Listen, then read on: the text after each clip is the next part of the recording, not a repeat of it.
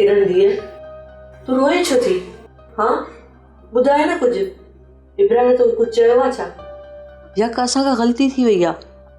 ॿुधाए न धीअ, तूं रोए छो थी एॾो?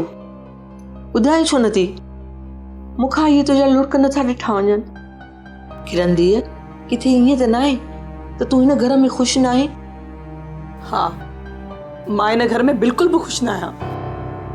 मां पंहिंजी शादी में मुतमईन ही ना आहियां। मुझो हिन घर में साह तो मुझे। धीअ, तूं ही छा थी चए? हाँ, अहिड़ियूं ॻाल्हियूं न आहिनि कबियूं। तुंहिंजो चाचो ॿुधंदो त हू कावड़ कंदो। किरण, इन लफ़्ज़नि मां तोखे अंदाज़ो आहे? मूंखे पंहिंजी ख़ुशी खां वधीक कंहिंजी बि ख़ुशी प्यारी न आहे, न ई चाचे जी ऐं न ई वरी कंहिं ॿिए जी। किरण, इब्रार तोखे जीअ में जायूं ॾिनियूं ऐं असां बि तोखे घटि कोन्हे भायो। पोइ बि तूं ख़ुशि न आहे धीअ? पोइ जेकॾहिं ईअं हुयो त तूं शादीअ खां जवाबु ॾेई छॾी हा? नाज़ुक रिश्तनि खे मान ॾियण जे लाइ शादी जी हा कई, कमज़ोर दिलनि खे आथत ॾियण जे लाइ शादी जी हा कई। शादीअ खे तूं मज़ाक न सम्झ किरण। शादी ख़ूबसूरत तोहफ़ो आहे ज़िंदगीअ जो। मूंखे न आहे ज़रूरत हिन तोहफ़े जी, मूंखे न आहे गुज़ारणो हिन क़ैद में। मूंखे नफ़रत आहे इब्रार खां ऐं इब्रार जे हिन घर खां। बस कर किरण, बस कर। उहो कर जेको मींहुं वसंदे कमु अचई। ही तोखे घर क़ैद थो लॻे? त पहिरियों ई शादीअ खां खुद तो जवाबु ॾेई छॾे हा न। पोइ हाणे छो थी एॾो रोए? हाणे तोखे पंहिंजी ज़िंदगी हिन घर में रोई बि गुज़ारणी आहे ऐं खिली बि गुज़ारणी आहे। छो न गुज़ारींदसि मां हेॾी ज़िंदगी? अल्लाह करे मुंहिंजी हिन क़ैद मां जान छुटे।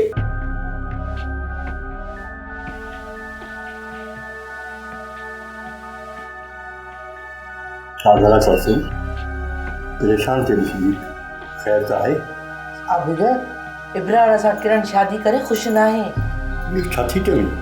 किरण इब्रार जी सौट आहे, हू पाण में ॿई ख़ुशि आहिनि। ख़ुशि न आहे आबिद। किरण खे ही घर ऐं शादी क़ैद थो लॻे। ईअं थी नथो सघे कुलसुम, इहो तुंहिंजो वहम आहे। अहिड़ियूं ॻाल्हियूं न सोचींदी कर। इहा ई ॻाल्हि आहे आबिद। किरण अंदरि वेठी रोई रही आहे ऐं उहे ई लफ़्ज़ चयईं त मां इब्रार सां शादी करे अज़ाब में आहियां। मां त हुनखे घणो ई सम्झायो त घर खे घर करे ॾिस, पर हूअ थी चवे हे घर न क़ैद खानो आहे। पर कुलसुम, किरण धीअ खे कहिड़ो ॾुख आहे जो इहो थी सोचे? ख़ैर, सम्झी वेंदी। ॿार आहे, तूं परेशान न थी, मां सम्झायांसि थो। कोन सम्झंदी आबिद। किरण जे लफ़्ज़नि मां मूंखे ख़ौफ़ थो अचे। आबिद, किरोध ठिकर जे थांव जो पाणी बि सुकाईंदो आहे। किरण जो रोअण ऐं हिन घर खां बेज़ारी ज़रूर को कुदो कमु हूंदो। रोई रोई चए थी त ख़ुदा मूंखे हिन घर मां जान छॾाए।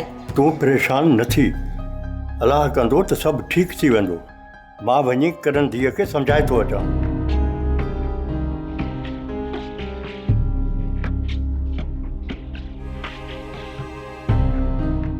ड्रामा सीरियल सिलसिला मोहब्बतुनि जा तमाम एपिसोड्स ॾिसो हाणे HD क्वालिटीअ में।